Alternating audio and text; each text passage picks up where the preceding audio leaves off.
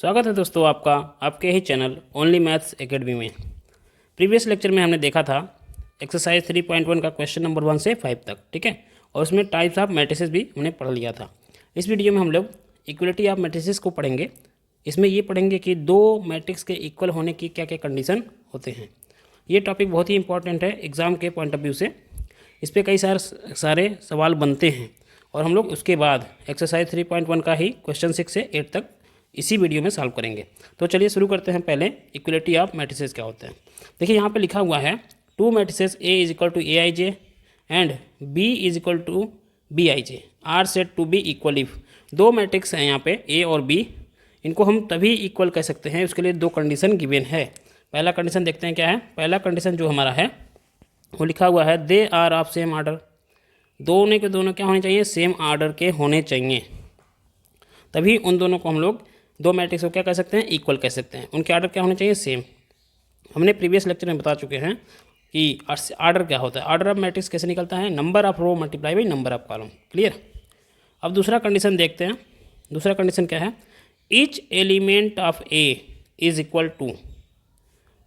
Matrix A का हर एक एलिमेंट इक्वल होना चाहिए किसके, मैट्रिक्स बी के करस्पॉन्डिंग एलिमेंट के, मैट्रिक्स बी के करस्पॉन्डिंग एलिमेंट के। तब यानी कि AIJ is equal to BIJ। इसका मतलब ऐसे भी समझ सकते हैं A12 इज इक्वल टू क्या होना चाहिए, A12, यानी कि A22 इज इक्वल टू क्या होना चाहिए, B22। सॉरी यहाँ पे ए लिख दिया, ये भी A12 इज इक्वल टू क्या होना चाहिए, B12।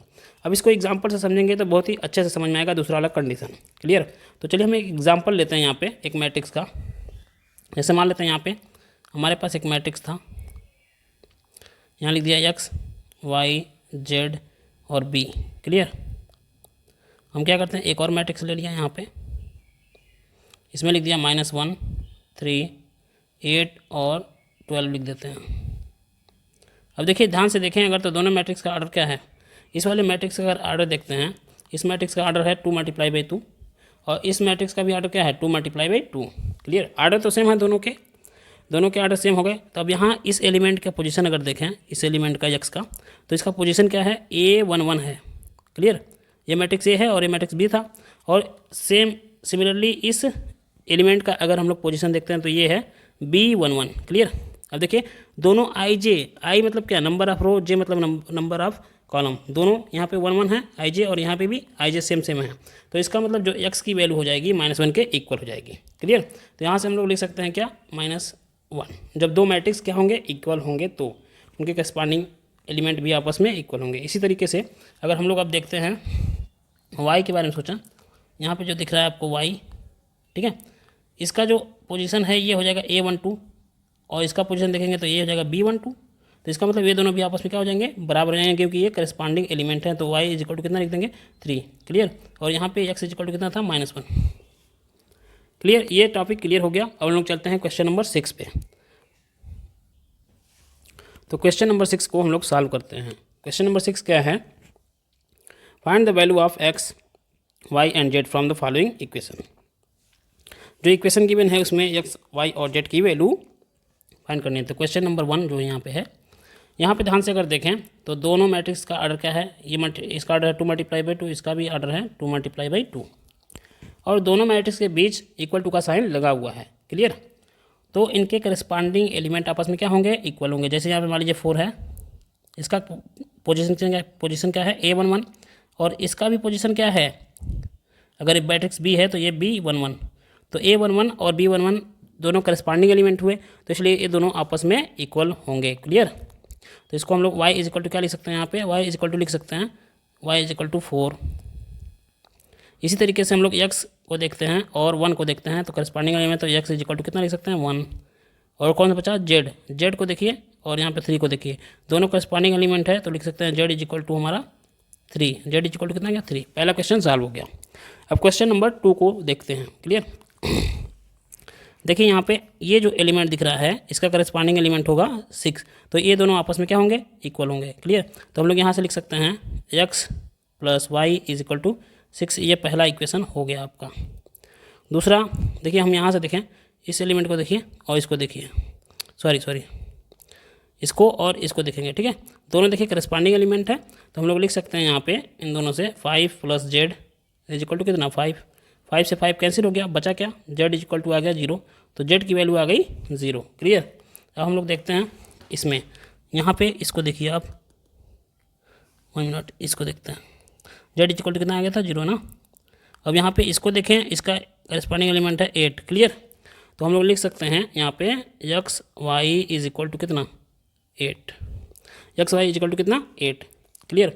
इसको हम लोग मान लेते हैं इक्वेशन नंबर 2। अब हम लोग इक्वेशन फर्स्ट और इक्वेशन सेकंड को अगर सॉल्व करेंगे तो हमारा एक्स और वाई की वैल्यू निकल जाएगी।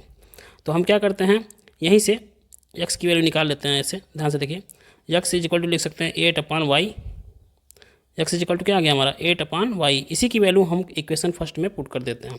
तो यहाँ पे थोड़ा इसको ऊपर कर लेते हैं।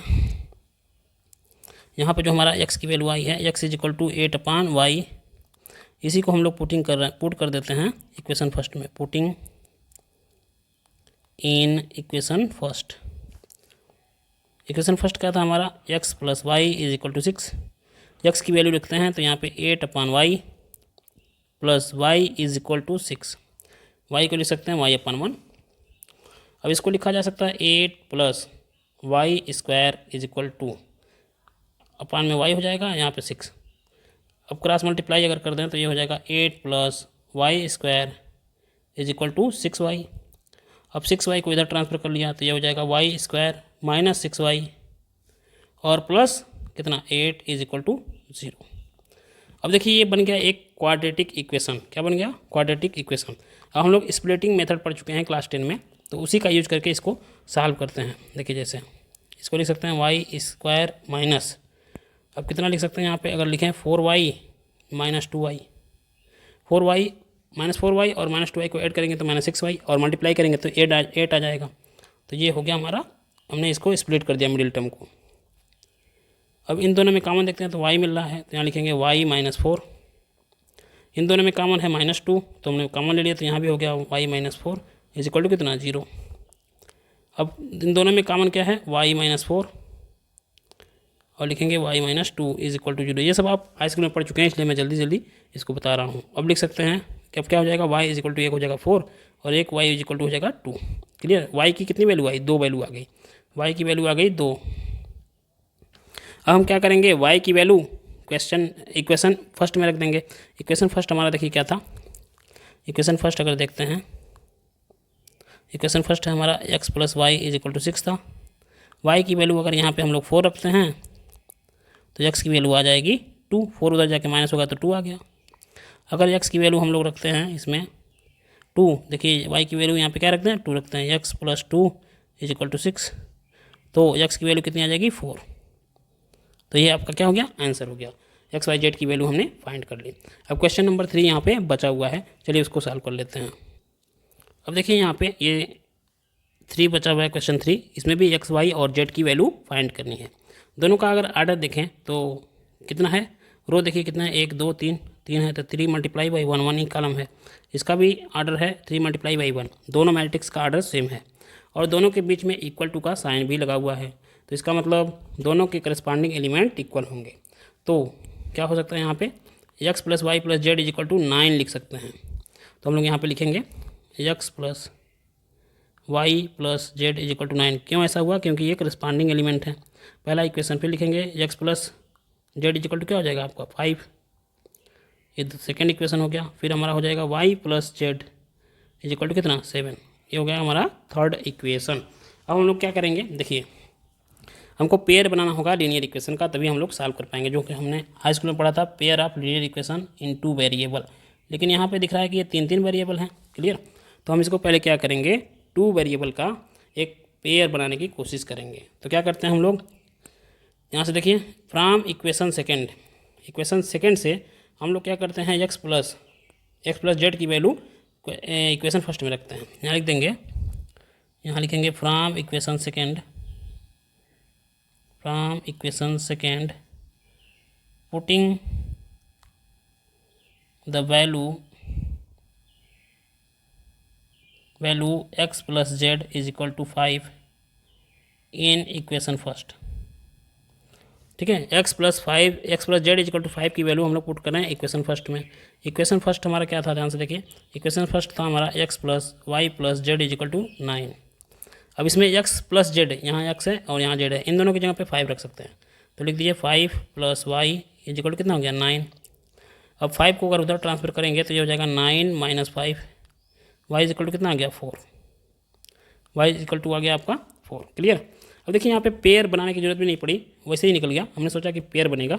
अब देखिए y की ही वैल्यू को हम लोग पुट कर देते हैं इक्वेशन थर्ड में, यहाँ लिख देते हैं putting in equation third, putting in equation third.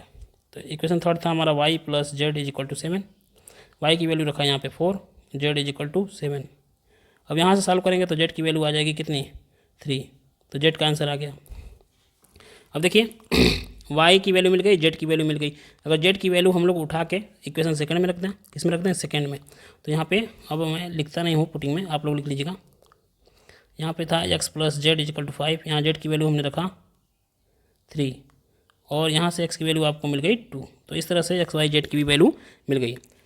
हमने सोचा था कि तीनों क्वेश्चन हो जाएगा, लेकिन ये वीडियो बहुत ही लंबी होती जा रही है, तो इसलिए अभी इस वीडियो को यहीं पे विराम देते हैं। अगर वीडियो अच्छी लगी हो तो प्लीज़ चैनल को सब्सक्राइब करिए, लाइक करिए और कमेंट करिए, और जिस भी टॉपिक पे आपको वीडियो चाहिए प्लीज़ बताइए, हम उस टॉपिक पे वीडियो लेके आएंगे। थैंक यू, धन्यवाद।